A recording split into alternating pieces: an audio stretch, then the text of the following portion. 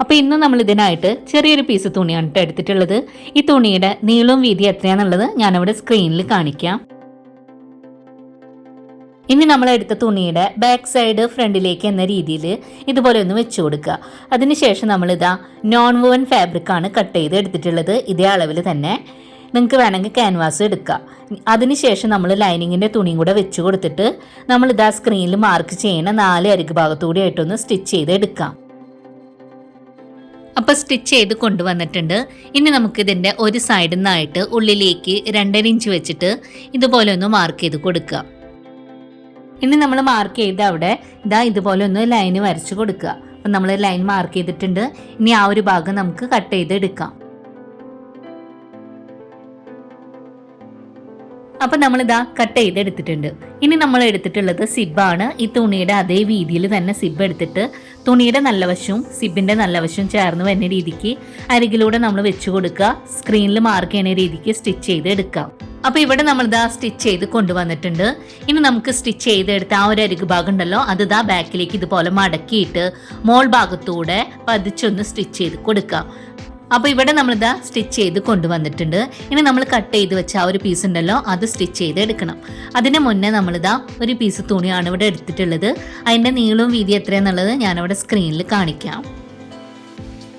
ഇനി ഈ തുണിയുടെ അരികു ഭാഗത്തേക്കായിട്ട് നമ്മൾ സിബ് വെച്ചില്ലേ, ആ ഒരു അരികു ഭാഗം ഇതുപോലെ മുകളിലേക്കായിട്ട് വെച്ച് കൊടുക്കുക. അതിനുശേഷം നമ്മൾ കട്ട് ചെയ്ത് വെച്ച ആ ഒരു പീസ് സിബിൻ്റെ അരികു ഭാഗത്തേക്കായിട്ട് വെച്ച് കൊടുക്കുക. ഇനി നമ്മൾ സ്ക്രീനിൽ മാർക്ക് ചെയ്യുന്ന രീതിക്ക് ഇത് സ്റ്റിച്ച് ചെയ്ത് എടുക്കാം. അപ്പോൾ ഇതാ സ്റ്റിച്ച് ചെയ്ത് കൊണ്ടുവന്നിട്ടുണ്ട്. ഇനി നമ്മൾ സ്റ്റിച്ച് ചെയ്തെടുത്തിട്ടുള്ള ആ ഒരു അരികു ഭാഗം ഇതുപോലെ ബാക്കിലേക്ക് ഒന്ന് മടക്കി വെച്ചിട്ട് മോൾ ഭാഗത്തൂടെ പതിച്ചൊന്ന് സ്റ്റിച്ച് ചെയ്ത് കൊടുക്കാം. അപ്പോൾ ഇവിടെ നമ്മൾ സ്റ്റിച്ച് ചെയ്ത് കൊണ്ടുവന്നിട്ടുണ്ട്. ഇനി നമുക്കിതിലേക്ക് റണ്ണർ ഇട്ട് കൊടുക്കണം.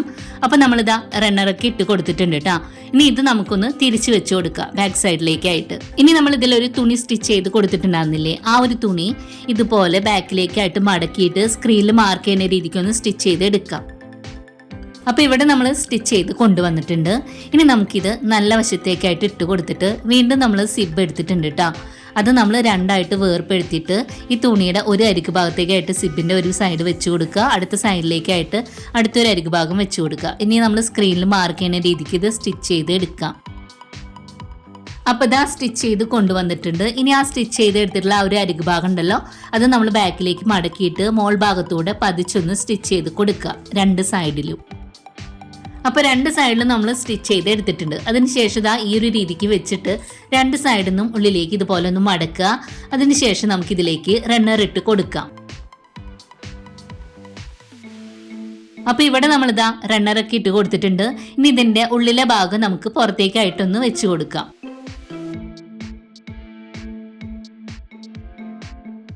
ഇനി അടുത്തതായിട്ട് നമ്മളിതാ ഒരു സ്ട്രാപ്പാണ് എടുത്തിട്ടുള്ളത്. അത് നമ്മൾ സ്റ്റിച്ച് ചെയ്ത് എടുത്തതാണ്.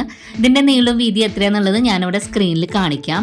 അത് ഇതുപോലെ 2ആയിട്ട് മടക്കിയിട്ട് ഇനി ആ ഒരു സ്ട്രാപ്പ് ഇതിൻ്റെ ഉള്ളിലേക്കായിട്ട് വെച്ച് കൊടുക്കുക. ഒരു അരികു ഭാഗത്തേക്കായിട്ട് വെച്ച് കൊടുത്തിട്ട് ഇനി നമ്മൾ സ്ക്രീനിൽ മാർക്ക് ചെയ്യുന്ന രീതിക്ക് 2 അരികു ഭാഗങ്ങളും നമുക്കൊന്ന് സ്റ്റിച്ച് ചെയ്ത് എടുക്കാം.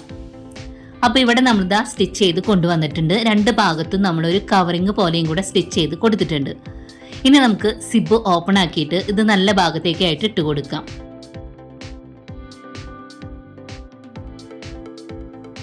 അപ്പോൾ ഇന്ന് നമ്മൾ ഉണ്ടാക്കി കാണിച്ചത് ലേഡീസിനൊക്കെ വളരെ ഉപകാരപ്പെടുന്ന ഒരു പേഴ്സാണ് കേട്ടോ ഉണ്ടാക്കി കാണിച്ചിട്ടുള്ളത്.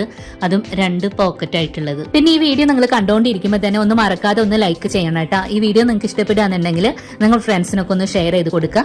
നമ്മുടെ ചാനൽ ആദ്യമായിട്ട് കാണുന്നവരുണ്ടെങ്കിൽ പ്ലീസ് ഒന്ന് സബ്സ്ക്രൈബ് ചെയ്ത് സപ്പോർട്ട് ചെയ്യണേ. അടുത്ത ദിവസം നല്ല വീഡിയോ ആയിട്ട് വരാം. Thanks for watching.